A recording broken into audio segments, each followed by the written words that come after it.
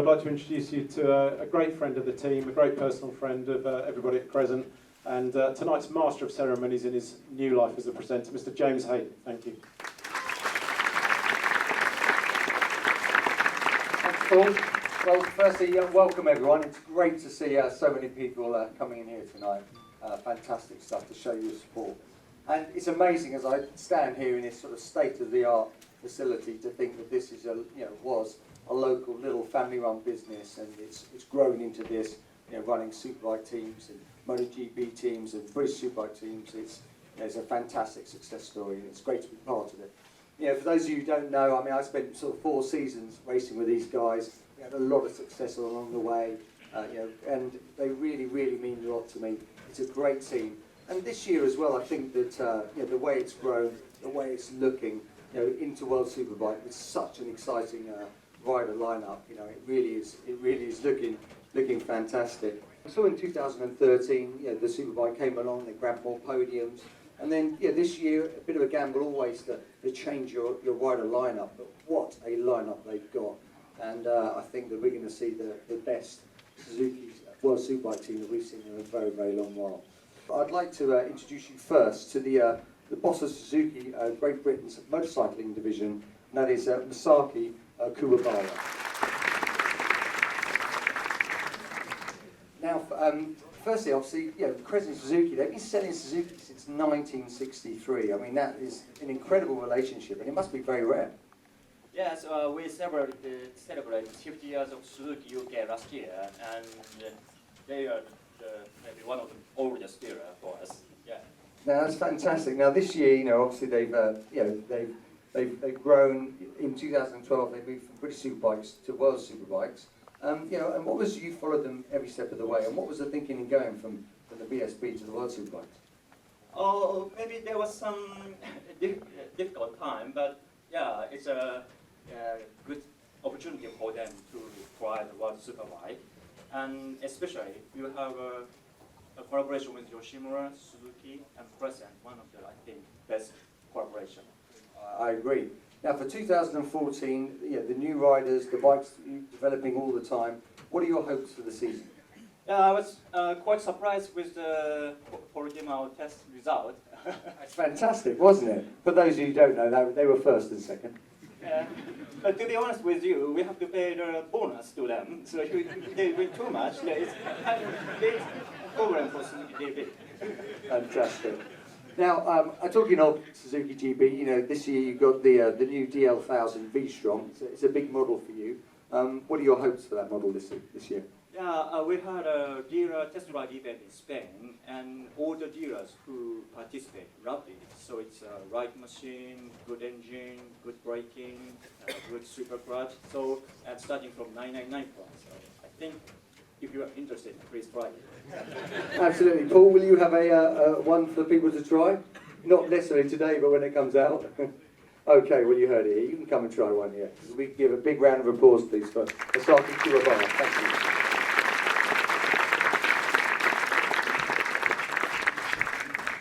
Okay, well now it's time. It's time for the boss man, team manager, team owner, the big cheese, the boss, Paul Denning. Come on, out you come.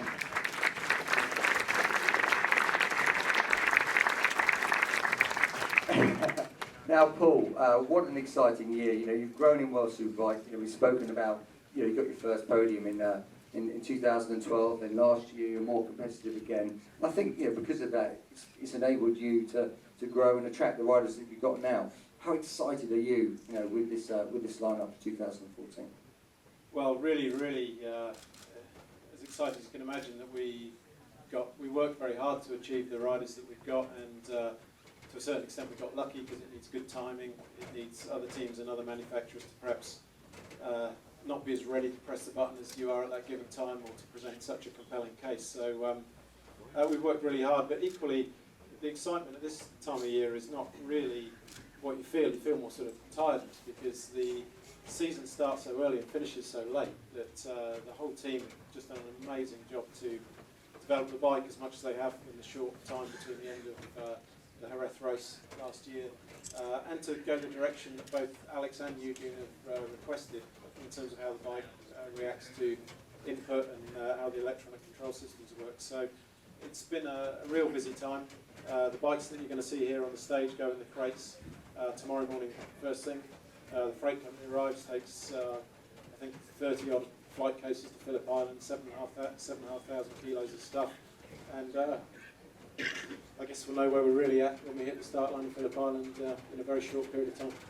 You certainly will, but I mean, as a starting point, I mean, I guess, have your riders surprised you in where they've been, so quickly already? Yeah, I mean, Alex's performance in British Superbike was just stunning the second half of the year. The maturity he showed, speed, lack of mistakes, but at the same time to suggest that we knew he would be that comfortable on the GSX-R straight away and that fast was incorrect. I think he performed above expectation, to be honest, and I think he's pleasantly surprised how well he's gelled with the bike, and certainly gelled really, really well with Les and the rest of his team.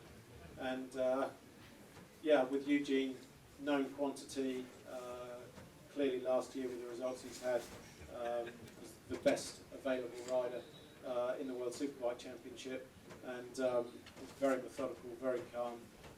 We had a very frustrating first test, to be honest. We didn't give him the tool to do the job at the first test.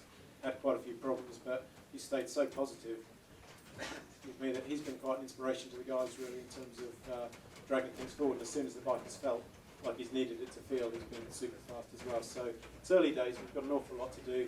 The test result was great, but as long as we can go to Phillip Island and be competitive, I'll be happy. Now, do you think as well, this year, obviously, they're quite similar size riders, similar weights. Do you think that's going to be advantageous in being able to share data and the way they might set up their bikes, or too early to tell? No, not too early to tell. It's absolutely right, and Alex doesn't have the experience with electronic control systems. Obviously, BSB is a great championship and it doesn't allow them, but that's helped him, if anything, because he's got no preconceived ideas and their feedback is super consistent, and they both want the same style of motorcycle, and hopefully the team will be able to deliver it to you. Okay, well, fantastic. Now, before we go, I know that you've got a member of staff who's been here for some time, and you wanted to say goodbye to him. Yes, well, I just wanted to say on behalf of everybody at Crescent, and also because there's so many customers here and suppliers of the team and of Crescent in general, just to say all of you will have, hopefully, if you've been into Crescent over the years, bumped into at some point. Just as we've got everybody here, he's not leaving just yet, but just say a big, big thank you to Martin, who's leaving us at the end of February. So thank you, Martin James. Thank you very much for being here.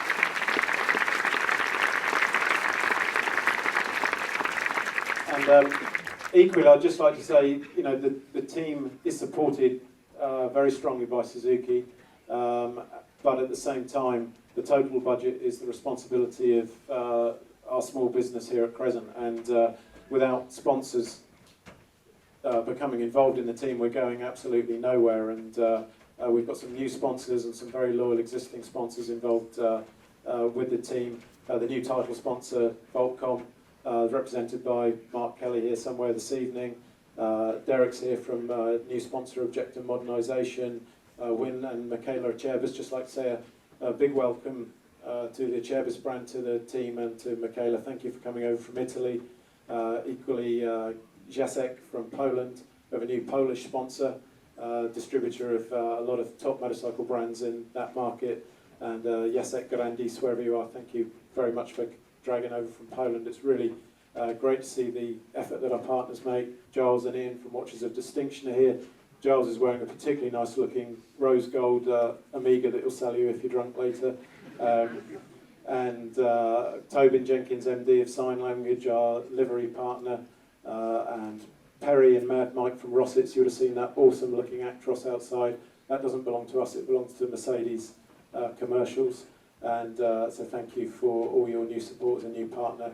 I've probably forgotten someone that's here, so if I have, I do apologise, but thank you to all of the team partners, because we're out there trying to put a sustainable team together, something that can grow in the future, and to entertain motorcycle fans who love racing, and without those partners it doesn't happen. So thank you very much indeed. Okay, well now we're going to get to the most exciting bit, obviously, the stars of the show. Two guys who are really going to be so exciting this year on these bikes. So in a second, I want you to make a lot of noise. But firstly, the man who finished second in the World Championship last year, winning 9 races along the way, 19 podiums, Eugene Laverty. Let's come on out. Here he is. Big round of applause. Right, in the new level. Looking good. I think you're this side. Okay, and the man, Eugene. Okay, and the man who won the British Superbike Championship and pushed hard all the way, grabbing 21 podiums out of 26 races. It is, of course, Alex Lowe.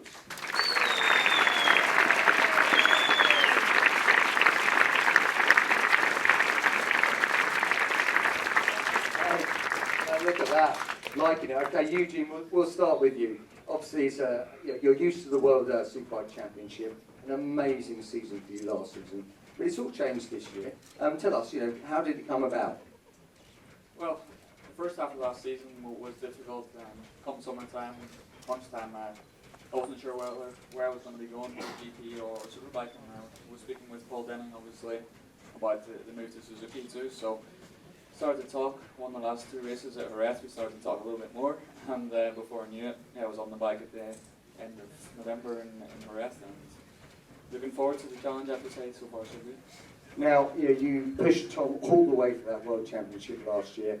You've moved from the little V4 Aprilia to the inline 4 Suzuki. Can you tell us, I'm sure a lot of people will be interested. What are the big differences you've been feeling so far? Definitely a very different bike to what I've been used to. So far, the 2 Superbikes I've ridden have been very different to this one. This is your standard inline 4, and I was riding it completely wrong the first 15 laps around Jerez, riding like an amateur. I'd say rode around a gear. We find that hard to believe, don't we? The smoothest man, one of the smoothest men in the World Championship. Yeah, well, that's the thing. I was used to riding bikes that were a different style of engine. I was riding around a gear higher in every corner until the guy said, you might want to rev the thing.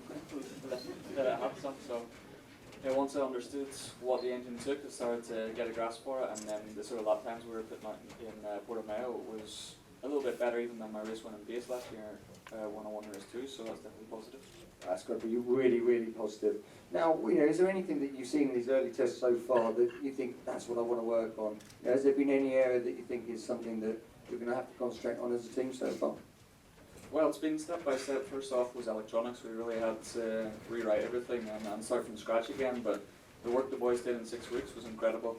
When I was riding the bike at the end of November, I knew we needed to work, and I wasn't so sure we could get things ready for round 1, but what the boys come out with in Almeria and then Portugal in the middle of January was incredible for the space of time. I couldn't have asked for anything better in that department. So now it's just a matter of making the bike suit me, chassis-wise, understanding what I need. Front end of the bike feels fantastic, and I just need to work on a little bit more rear grip now. Now, second in the World Championship, Tom was the man to beat last season. Do you still see him being the main man, or who else is going to be there? I mean, I know you've got a fast new teammate. I mean, who do you think? Who are you looking at? Definitely, Alex stepping in and fast immediately. A circuit like Portimao that's not easy to learn. He was already quick, so he's definitely going to be there. And of course, we've got Tom. He's got to be the favourite. He's in the same bike, same team, and he's world champion. So he's the guy we're all going to be chasing. So it's going to be exciting. There's a lot of moving around with Milan moving to Aprilia, and also Charles Davies going to Ducati. So it's going to be an exciting year, that's for sure. Yeah, excellent stuff. Okay, great stuff, Eugene. Well, let's have a little word with Alex. Alex, there were so many rumours, about what you were going to be doing this season. First of all, you were going to MotoGP as a privateer and all sorts of things. And then I think, firstly, thankfully and luckily, brilliant stuff. Well, not luckily, because you had a great result. But you've ended up here. How did that sort of journey happen? Yeah, I think it was a little bit of luck. I think Paul told me I was about 7th on the list. Was that right? And then Sam didn't want to ride the bike, so I thought, well, I'll have a go now. Seriously, it's when the opportunity came to ride for Suzuki, I knew it was the best opportunity for me to progress my career and move from the British Superbike Championship to World Championship. So, yeah, like I said, it's going to be a great opportunity. I need to make sure I grab it with both hands and do a good job. I'm sure you will. Now, basically, there was superbikes compared to the British superbikes. Obviously, there's no electronic controls at all in British superbikes. So, moving from one of those to one of these, was that just a really big shock? What was the biggest difference for you? yeah, obviously I've got used to learning a superbike without the electronics, so that was something I need to get used to. And I still need to change my style a little bit to make the most of the electronics, but yeah, there's been a few things I know, but at the end of the day, it's a motorbike, and it's from the first time I rode the bike, I was impressed with it. It felt really good, and I think riding on the tracks I was riding on as well, it makes it even better. And it's hard to enjoy Cadwell Park on the superbike or Mallory Park and places like that. It's a little bit different. So yeah, I don't think the rule change is going to be much of a difference for me once I get used to it. And I just can't wait to get to Phillip Island now and see how we get on. Now, the test that we're talking about, obviously you ended up first and second in the test. You had never seen Portimao before. It's a great track, isn't it? Yeah, fantastic track. It's like Alton Park on steroids. It's up and down and your wheelies and fast and you can't see where you're going. And yeah, I haven't been there before, but my brother had been there. And if there's anyone in the world that can relate feelings and stuff to me and help me a little bit, it's him. So you just swap the chip. Is that how it works? Your brother goes there and you just swap it over and then you know what's going on. Yeah, he would try and tell you that he rides a bike sometimes. Obviously not his life, but he did actually help me. He told that's why it's strange. You see things when you ride your bike around the track that you don't see when you watch it on telly or when you watch it on YouTube or play on the PlayStation. So it definitely helps me. And he's been to Phillip Island before and he's given me some advice. But we'll see how we get on there. Well, I bet you didn't expect to be fastest in your second ever test on the bike, and what a great way, what a lovely way to go in, with the first race, just around the corner. Yeah, like Eugene said, the guys have worked really, really hard and improved the bike so much. It's, I think we've got a race-winning bike now, I believe that, and a bike that can challenge for the World Championship. So it's down to me, really. I don't know what to say any more than that. I need to work hard, learn the tracks as fast as I can, try and get as close to Eugene as I can early on, and yeah. Have fun, I think that's the main thing. You've always got to have fun, and knowing the Lowe's twins, it looks like they always do have fun. So I'm sure that's not okay. Your dad's here. Now, what are you? Obviously, you've got to keep your feet on the ground. It is only a test, but what are you aiming for this season? Oh, it's a biggie, I know, but I've got to ask it, haven't I? I don't know, I'm quite hard on myself. I expect quite a lot, but I don't really know. As long as I do my best and the team do the best, and I'll be really, really disappointed if we don't win a few races this year and at least challenge at the front most weekends. And we've been to 3 different tracks on the bike now. We've been quite fast at all the different tracks. The bike's improving every time. I know that I need to improve a lot. I'm not quite riding the bike how I need to be, and Les, my crew chief's done a good job with me and we've got on perfectly. So yeah, if I'm happy and we can do that at these tracks, there's no reason why we can't do it all year. So I know how hard they've worked. They're a great group of guys, and I'm going to give everything I've got, enjoy it like I say, and I don't want to say we're going to do this or that, but I'll do my best, we'll have fun, and hopefully it's as close to the front as possible. Well, said perfectly. A politician couldn't have dodged that one any better. Impressive. Eugene, again, that question's got to be asked of you. Obviously, second in the World Championship last year. I know it's a different team and bike, but what are your aims and hopes for this season? I'll be more straight to the point. I want to win races and challenge for the championship. Last year I finished runner-up, so I've stayed in World Superbikes to challenge to be world champion. I've finished runner-up now 3 times, twice in Supersport and now once in Superbike, so it's time to get rid of this bridesmaid's dress that I've been wearing for a while and actually step up to the plate. Yeah, well, I reckon you'll be in with a good chance. I mean, after such a strong year last year, the new Suzuki is looking so good, so that is absolutely fantastic. Well, I reckon now that really, I mean, obviously no one has seen these new bikes ever, okay? So it's going to be the chance for you all to witness the brand new bikes. We've got Alex's this side, we've got Eugene's this side, okay? Then we'll come to the middle one in a second. But if you put your helmets down, Paul, if you'd like to come up and help Eugene. Also, is Keith Flint about somewhere? Is he about? Was he there? Paul had to come on up. You come and give the boys hello there. Paul said we come and get someone else to give the boys a hand. Look at that. Keith Flint for the apology. How you going, dude? Yeah, good. You got the Greg on first. You come down. Obviously, you're always a big support of these boys, aren't you? Yeah, absolutely. This is my sort of second race family, so to speak, and me and Paul have been friends since 2000, and yeah, what we've been a Suzuki man, and these boys working on the bikes for us. Yeah, we're pretty tight. No, it's perfect, which is why you've been chosen to come up and help Alex unveil his brand new bike. Let everyone see the new paint jobs. Paul's going to help Eugene. So, boys. No, sorry, 1 second. I'm just going to say, these two are not for sale. Maybe at the end of the year if you're a particularly wealthy collector, but that one under that cover is for sale, so please see Guy, Matt, any of the folks.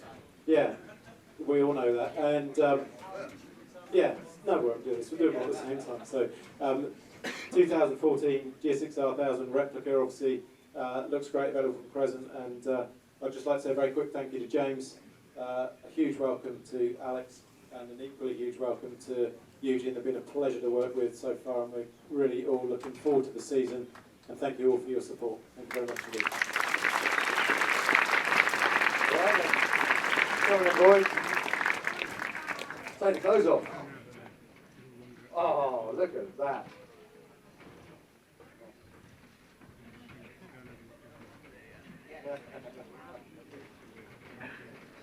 Wow. Well, I reckon a big round of applause for the people who designed those. They look magnificent. Yeah, go on. Yeah, come on.